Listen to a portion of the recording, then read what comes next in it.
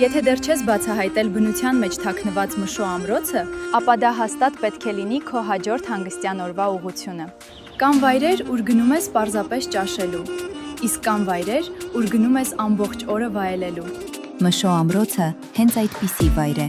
անտառի խաղաղության, մաքուր օդի, հայկական հյուրասիրության և անմոռանալի համերի յուրահատուկ համադրությամբ։ Ճանապարհին կարող ես զգալ հովանավանքի և սաղմոսավանքի դարավոր խաղաղությունը, լուսանկարվել տառերի պուրակում, վայելել ապարանի ջրամբարի զով տեսարանները, այցելել Սուրբ Պողոս Պետրոս եկեղեցին և մայլեր ճոպանուղուց բացահայտել շրջակա բնության հիասքանչ համայնապատկերը։ Իսկ վերջում քեզ սպասում է այս երթուղու ամենահիշարժան կանգառը՝ Մշո ամրոց ռեստորանային համալիրը։ Այստեղ կգտնես առանձնասրահներ և տաղավարներ 10-ից մինչև 30 անձի համար, մեծ հանդիսությունների սրահ մինչև 80 անձ,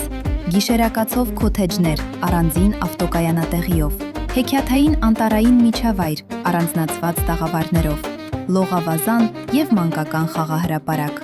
Իսկ ամենակարևորը՝ իսկական հայկական խոհանոց, տեղում պատրաստվող թարմ ուտեստներով։ Կարող ես համտեսել կենդանի ձկնատեսակներ, ինչպես նաև թարմ պատրաստված լոր, բադ, հնդկահավ և նապաստակ։ Մշո ամրոց, կատարյալ հանգիստ բնության գրկում։